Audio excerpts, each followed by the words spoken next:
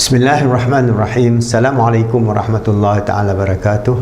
Alhamdulillah Rabbil Alamin. Wassalatu wassalamu ala syarfil anbiya al-mursalin wa ala alihi wa sahbihi ajma'in. Alhamdulillah, all praise be to Allah subhanahu wa ta'ala who put us on this earth. We are still continuing with our free life coach training program. You can join us and be our life coach and develop your skills in terms of coaching, mentoring, motivation and counseling, and then you can even do it as a profession, but help your community, your family and the ummah in a way that we are going to strive to develop this ummah in the 21st century. So I have given you 4 modules. The first module is motivation. You can go to our YouTube, Islamic Psychology PIP, you go to playlist, or you can go to Islamic Motivation PIP. We have 135 videos there. Then I explained to you the coaching, all the methods of coaching, Islamic coaching, and then now we are talking about mentoring. Then inshallah later on I'll talk about counseling.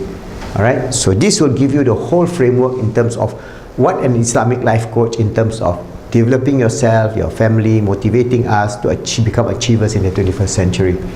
And I've given to you, for mentoring, we have developed an Islamic model called Trust, T-R-U-S-T. So T stands for trust. I've given you a few videos on trust. R is for rapport, how you build rapport between you as a mentor and a mentee. And U is unique, what are the unique characteristics of each individual mentee and human beings as a basis in which we can develop our understanding of uniqueness, so that you know the difference of each of your mentee and how you can help them achieve their full potential. Alright, so I have given you the definition of unique. What is it? The acronym, synonym. Alright, and then in developing the 4 levels of awareness, I have given you in many videos that our nafs, Allah subhanahu wa ta'ala has created us on this world, and we are infused with 4 domains. The domain of the physical, that is our jasad, the domain of our akal, our mind, or together our brain, mind and all that, the whole consciousness. Then the domain of the heart, we have our physical heart linked to our spiritual heart, and then the domain of the ruh. So all this is interacting, and if it is in balance, then we will be able to achieve success in this world and the hereafter. Alright, so what is important is that each and every one of us have unique characteristic, and this is Hujjatul Islam, Al-Imam Ghazali. 900 years ago he has explained this to us, that in so far as all the domains of our spiritual, emotional, mental and physical self, we have the characteristics that is prevalent in developing a holistic, successful human being. And this is written by Al-Imam Ghazali in Ihya Ulumuddin and his other books. Alright, you can understand how he developed the psychology. Well before modern psychology, he has developed so deep an understanding of psychology that it will be you can actually realize this is so modern in a sense. Alright, by 900 years ago, we Muslims have achieved a level of understanding, because intrinsically the nature of the human self, the nature of consciousness, only the Muslims can explain in detail, because we have the Al-Quranul Karim and the Sunnah of the Prophet. Because all the rest is just muddling around. They are trying to explain, alhamdulillah, whether they are coming from the science of non-duality or whatever, let them do, okay? But we have the full concrete nature of understanding of the uniqueness of our existence on this earth, and who we are, where we are going to, and what we're going to, what are we supposed to do on this earth. Alright, so Imam Ghazali has explained that our analysis, our thought, our consciousness have unique characteristic. That means the uniqueness of Mr. A is different from Mr. B, Mr. C, Mr. D. That we have our predisposition, and if our predisposition is controlled by our anger and passion and greed, which is the lower nafs, the nafs which I've explained to you insofar as the physical, this is where the human being now is dwelling. Anger, passion, greed. Alright, then you would become a very imbalanced human being, destined for failure in this world and the hereafter. This is what Imam Ghazali says. So to have success, to become an achiever in this life, he has explained 4 domains of goodness that we have to develop within us. That means some may have more, some may have less. So he explained that the 4 fundamental uniqueness of each and every one of us is, first, we must develop wisdom. What does he mean by wisdom? Development of the nafs or the self that can distinguish between truth and falsehood. So you must have the wisdom to know this is good, this is bad. Addiction, is it good or bad? It is bad. You're going to get addicted to video or pornography or cocaine or TV or whatever it is. So that is addiction. Alright? That is bad. So we must know how then to control addiction, because we cannot say we don't have desire. Every single human being created by Allah subhanahu wa ta'ala will have passion, will have desire, will have greed. But it is the control, Imam Ghazali says, of how you balance yourself so that you have the wisdom to make the right choice. And this is where a lot of our mentee, they fall into the trap of making the wrong choice. So if they cannot have this wisdom, alright, the hikmah of being able to navigate this life, they will face a lot of problems. So you as a mentor, yes, we have our own deficiencies. We are not perfect. We are human beings. We have our own incongruencies. We have our own challenges that we are facing. But inshallah, we have more of the quality of wisdom so that we can transfer this wisdom to our mentee. Alright? So the first principle, domain of unique character, is the development of wisdom. Number 2 is development of courage. The courage to go through life in a way, because life is not just a path of just happy, happy, happy. No, there are trials, there are tribulation, there are difficulties, there are disease, there are hunger, there is death. Finally there is death. So what is death? You should be afraid of death or not? So you have the courage. So this development of courage and the development of the self that can give rise to nobility, endurance, dignity, and suppression of rage.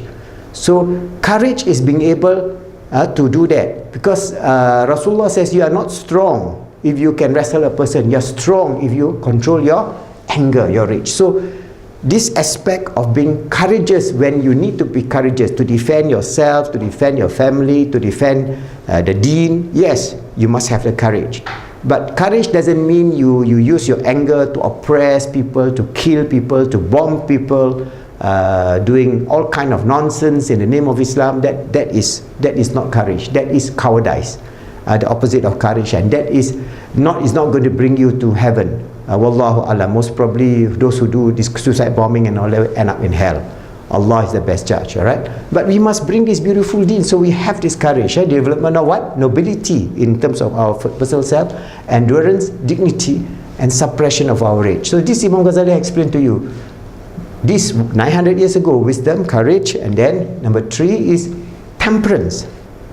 Alright, Imam Ghazali explained that temperance, that the development of the nafs, the self, that can give rise to generosity, modesty, patience, and tolerance. So we must have temperance. That means our characteristic is not, being influenced by our anger, not influenced by our greed, not influenced by our nafs, desire, but we have a balance, because you cannot get rid of, for example, your sexual desire. That's why in Islam, we direct our sexual desire to our married partner. So we have marriage as an institution, which is Rasulullah SAW give us as an example. Then we have children.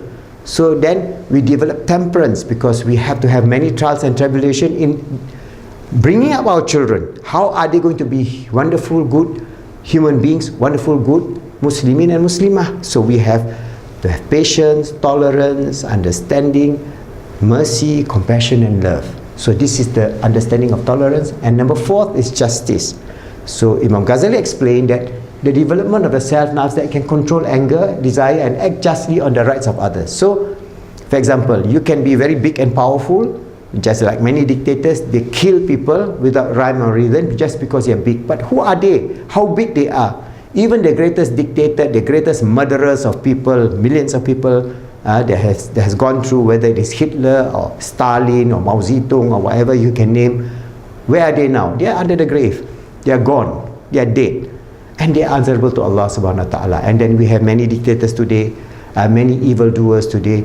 So we have to understand that justice must be for the common people. That means Islam is a religion of justice. After Tawheed, Allah subhanahu wa ta'ala has ordained upon Al-Adil. So we must give the due rights to the poor, the needy, the sick, those who are in difficulties, those who are hungry. That's why the whole Quran is directed towards it. So you may have the rich people, because in Islam we don't have communism, we don't have extreme capitalism that you see today, where only 9 families in the world control more than half the wealth of the world. That is bad. But we have a just society where we can develop love, caring and sharing. So it is this whole idea of all these 4 unique characteristic traits that must be developed in balance. Back to the